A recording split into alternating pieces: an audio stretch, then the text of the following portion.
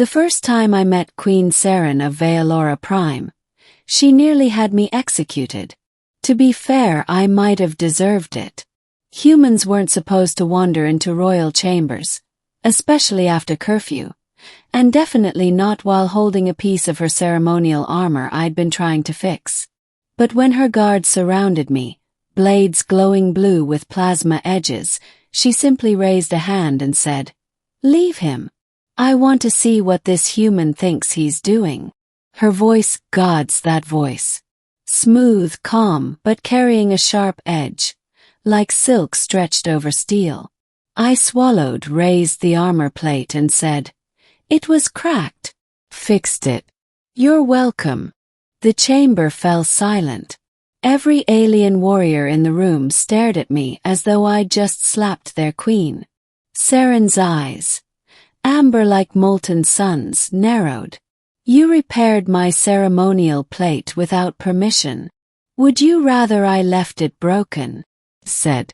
"Doesn't really scream, unstoppable galactic monarch, if you walk around with a dent." Gasps rippled through the room. One guard muttered something about insolence. But Saren didn't rage. She didn't order my execution. She just smiled.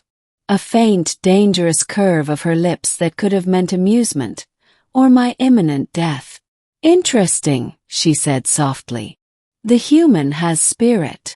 Part 1: The Human Engineer and the Alien Queen. I was stationed on Vaelora Prime as part of the Terran-Vaeloran exchange, basically a diplomatic way to say, try not to blow each other up. I was an engineer assigned to repair old tech relics the Vaelorans no longer used, and Saren's palace was filled with them. The Vaelorans were a proud, ancient species, tall, elegant, and terrifyingly disciplined. Their queen was no exception.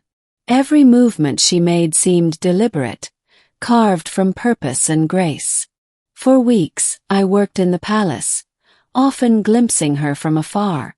I noticed the way her people revered her, how even the air seemed to shift when she entered a room.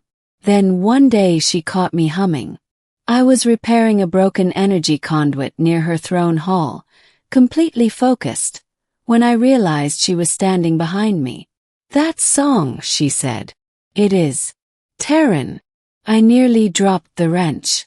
Yeah, something my mother used to hum. "Helps me think." Her gaze softened just slightly. "It is strange," she murmured, "but comforting." Smirk. "That's me in a nutshell. Strange but comforting." She tilted her head, regarding me curiously. "You speak boldly for someone of such low rank." I grinned. "And you're surprisingly easy to talk to for someone who could have me vaporized." To my shock, she laughed. Not a mocking laugh, a real one. Short, melodic, genuine. It echoed through the hall like the sound of glass wind chimes. That's when I realized something. She wasn't just a queen. She was lonely. Part 2. The joke that started it all. Our interactions became more frequent after that. I'd fix something. She'd stop by with a question that wasn't really a question. Sometimes she'd ask about Earth, its oceans, its forests, how humans loved, how they dreamed. I found myself looking forward to those talks. Her curiosity felt sincere, childlike even, hidden beneath that royal exterior.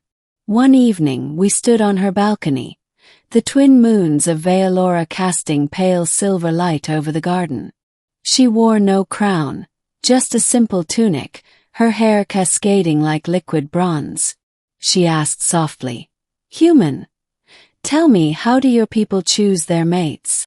I blinked. Depends. Sometimes we talk, sometimes we fight, sometimes we just fall." "Fall," she echoed, as if tasting the word. "Yeah, fall in love. It's like gravity for the heart." She smiled faintly. "And how do you show such affection?" My brain decided to do something stupid then. I chuckled and said, "Well, for starters, we usually propose marriage to the person we like." Saren's brows arched. Marriage. A bond. Something like that, I said teasingly. You know, a promise to stay together. Maybe I'll propose to you next, Your Majesty. It was a joke, obvious, light-hearted. I even smirked as I said it. But Saren didn't laugh. She looked at me for a long moment, eyes shimmering beneath moonlight, then said quietly, "Then I accept." Froze. "Wait, what?" "I accept your proposal," she repeated. Before I could stammer out that it was a joke, she stepped closer and touched my hand.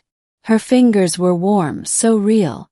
"Among my kind," she said softly, "a declaration of union is sacred. You have given one. I have accepted." And then she walked away, leaving me standing there like an idiot who just accidentally proposed to a galactic monarch. Part 3. The Political Explosion. The next morning the palace was chaos. Servants whispered. Guards saluted me with uncertain expressions. And then the royal advisor, a skeletal alien named Theron, stormed into my quarters. "What have you done, human?" he hissed. "Apparently," I said, "I got engaged." His eyes widened in horror. "You jest not." I was joking, but she didn't get the memo. He nearly collapsed. "Do you understand what this means? The Queen has not accepted a suitor in 30 years. You are now bound by Vaeloran law to complete the union trial." "The what now?" Theron explained. "When a Vaeloran ruler accepts a proposal, the suitor must undergo a trial. 3 challenges proving loyalty, courage, and heart. If I refused, it would insult her, destabilize the alliance, and possibly start an interstellar conflict. So yeah, I was screwed." Part 4. The Queen's Tests. The first challenge tested loyalty.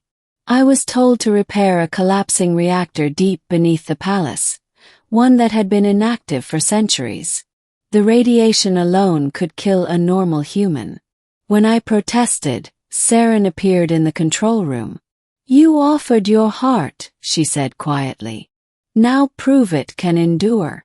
So I did.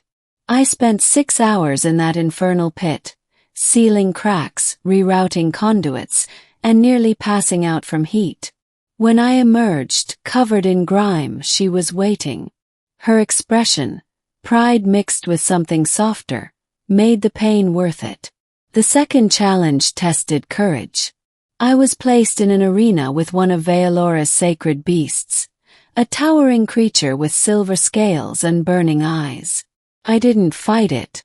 I looked at it, trembling, and said, "Hey, big guy. I don't want to hurt you. Let's not do this, okay?" The beast sniffed me, growled, and then lowered its head. The crowd gasped. Saren's lips parted slightly in wonder. "You refused violence." "I fixed your reactor," I said weakly. "Can't fix my ribs if this thing steps on me." She actually laughed. "You are unlike anyone I have ever known." The third test was the hardest, testing heart. Saren herself conducted it. She asked me to share my deepest memory, something that defined my humanity. So I told her about my mother, the way she used to hum that old song when the world felt too heavy. How she told me that fixing things, no matter how small, meant hope still existed. Saren's eyes shimmered.